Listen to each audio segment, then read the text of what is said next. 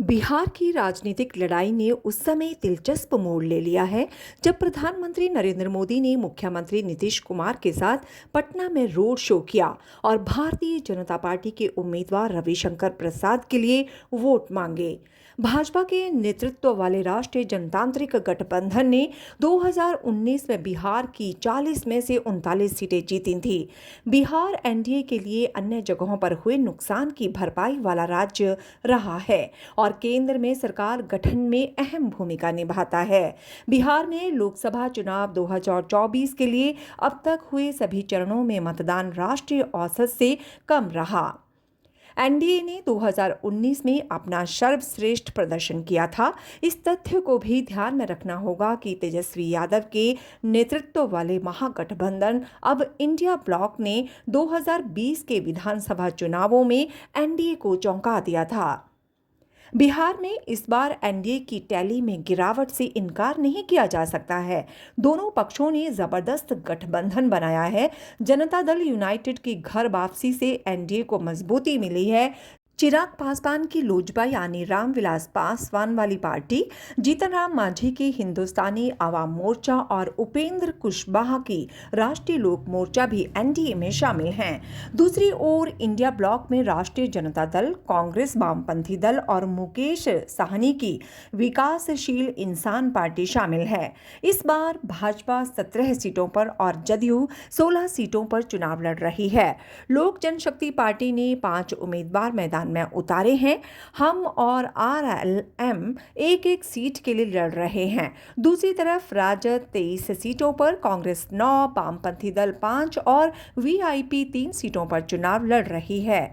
मुख्य मुकाबला 9 सीटों पर राजद और भाजपा, 16 सीटों पर जदयू और राजद और 5 सीटों पर भाजपा और कांग्रेस के बीच है। दोनों पक्षों के पास निश्चित वोट ब्लॉक हैं और लड़ाई ईबीसी एमबीसी वोट के लिए है। एनडीए उच्च जातियों, ब्राह्मण और राजपूत, कुर्मी, कोयरी, कुशवाहा, सीएम और डिप्टी सीएम का जाति समूह, महादलित और दलित, चिराग पासवान और जीतन राम मांझी का जाति समूह लगभग 35% आबादी का समर्थन प्राप्त होने का दावा करती है।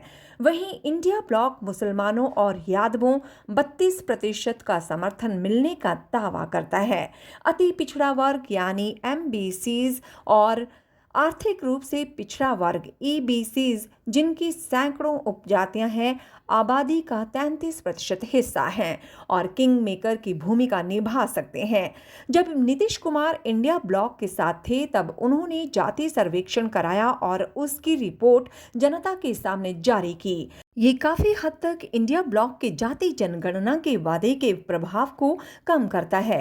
हालांकि आरक्षण पर 50% की सीमा हटाने का वादा और जितनी आबादी उतना हक का नारा इस समूह को काफी हद तक प्रभावित करता है। उच्च और निम्न ओबीसी यादवों को छोड़कर इनके सहित 71% ओबीसी ने 2019 में एनडीए को वोट दिया। 56% यादवों ने 2019 में इंडिया ब्लॉक का समर्थन किया था और 2020 में के विधानसभा चुनाव में महागठबंधन 10% गैर यादव ओबीसी वोट अपने पक्ष में करने में सफल रहा था। बिहार में गैर यादव ओबीसी वोटों को अपने पक्ष में किए बिना महागठबंधन के लिए एनडीए को मात देना मुश्किल है। इंडिया ब्लॉक ने अपनी रणनीति बदल दी है और इस बार अपने एंकर वोटिंग ब्लॉक माई मुस्लिम यादव से सिर्फ 10 उम्मीदवारों को मैदान में उतारा है। इसने गैर यादव ओबीसी वोट बैंक पर जदयू भाजपा की पकड़ को तोड़ने के लिए 6 कुशवाहा समाज के उम्मीदवारों को भी खड़ा किया है। पीएम मोदी और नीतीश कुमार सरकार दोनों की योजनाओं के कारण एनडीए को महिलाओं के वोट पर भरोसा है, जबकि मोदी की लोकप्रियता बरकरार है। क्या नीतीश स्कूली लड़कियों के लिए साइकिल, शराबबंदी और अन्य लोकप्रिय योजनाओं के कारण महिला वोटों पर उतना ही प्रभाव रखते हैं? 2019 में जहां एनडीए को 46% महिला मतदाताओं का समर्थन मिला, वहीं महागठबंधन को 27%। इस तरह एनडीए को महागठबंधन पर 19% की बढ़त मिली। Axis My India exit poll के मुताबिक पुरुष मतदाताओं में एनडीए की बढ़त सिर्फ 17% थी।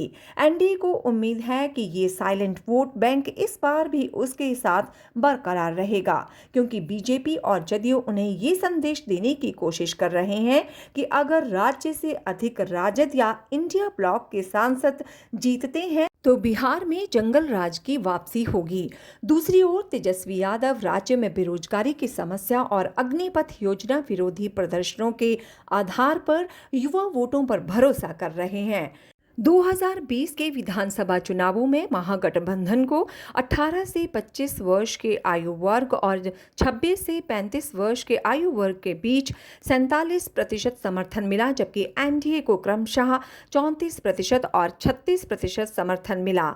ऐसा लगता है कि तेजस्वी ने डिप्टी सीएम रहते हुए जेडीयू आरजेडी सरकार द्वारा दिए गए 2.5 यानी 2.5 लाख से 4 लाख नौकरियों का सफलतापूर्वक श्रेय लिया है। इंडिया ब्लॉक को उम्मीद है कि इससे युवाओं के बीच उनकी छवि को और बढ़ावा मिलेगा, जिससे 2019 की तुलना में और भी अधिक समर्थन मिलेगा, जो गेम चेंजर बन सकता है। बिहार में गठबंधन की राजनीति में समय समय पर अहम बदलाव हुए हैं। 2004 और 2009 के आम चुनावों में रामविलास पासवान की एलजेपी पूर्ववर्ती संयुक्त प्रगतिशील गठबंधन का हिस्सा थी। बदलाव को भांपते हुए लोजपा 2014 और 2019 में एनडीए के साथ रही। 2020 के विधानसभा चुनाव में वो एनडीए से अलग हो गई और केवल जेडीयू के खिलाफ उम्मीदवार उतारे, जिससे 28 सीटों पर नीतीश कुमार की पार्टी की संभावनाओं को नुकसान पहुंचा। राजद ने 2004 के बाद से 2009 को छोड़कर सभी आम चुनावों में कांग्रेस के साथ गठबंधन किया। जदयू ने 2004 के बाद से 2019 को छोड़कर सभी आम चुनावों में भाजपा के साथ गठबंधन किया। विधानसभा चुनाव में जदयू ने 2015 में राजद के साथ गठबंधन किया और पिछले 10 वर्षों में भाजपा और राजद दोनों के साथ सरकारें बनाई। हम और आरएलएम तत्कालीन राष्ट्रीय लोक समता पार्टी और वीआईपी ने अतीत में भाजपा और राजद दोनों के साथ गठबंधन किया है।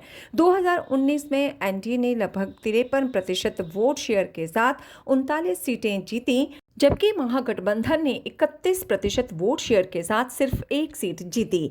अपनी स्थापना के बाद पहली बार राजद लोकसभा चुनावों में बिहार में खाता भी नहीं खोल सकी। झारखंड के विभाजन के बाद 2004 से 2019 तक 4 चुनावों में जदयू ने 22% का अपना वोट शेयर बरकरार रखा है। भाजपा को 9% वोट शेयर का फायदा हुआ है, जो 2004 में 15% से बढ़कर 2019 में 24% हो गया। ये 9% वोट बड़े पैमाने पर राजद के ओबीसी और एससी वोट बैंक के एक वर्ग का है, जबकि एलजेपी का वोट शेयर पिछले कुछ वर्षों में स्थिर रहा है। कांग्रेस पार्टी का वोट शेयर 2004 में 4 से बढ़कर 2019 में 9 सीटों पर लड़ने के कारण 2 गुना हो गया है।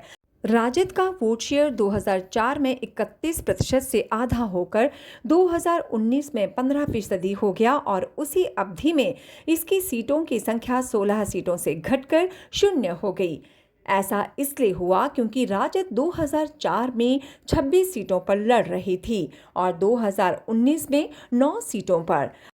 अगर इंडिया ब्लॉक को एनडीए की कीमत पर 5% वोट शेयर मिलता है तो वो 6 सीटें तक जीत सकता है, जबकि एनडीए की 5 सीटों में कमी हो सकती है। अगर इंडिया ब्लॉक को एनडीए की कीमत पर 7.5% वोट शेयर मिलता है तो वो 11 सीटें जीत सकता है, जबकि एनडीए को 10 सीटों का घाटा हो सकता है। अगर इंडिया ब्लॉक को एनडीए की कीमत पर 10% वोट शेयर मिलता है तो वो 15 सीटें तक जीत सकता है, जबकि एनडीए को 14 सीटों का घाटा हो सकता है।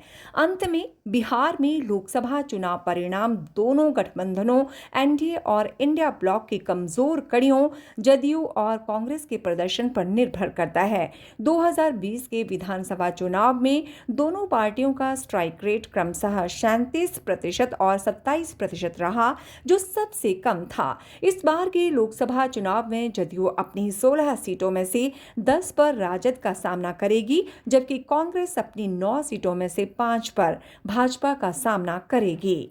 ये 15 सीटें बिहार की राजनीतिक लड़ाई की दिशा तय कर सकती है।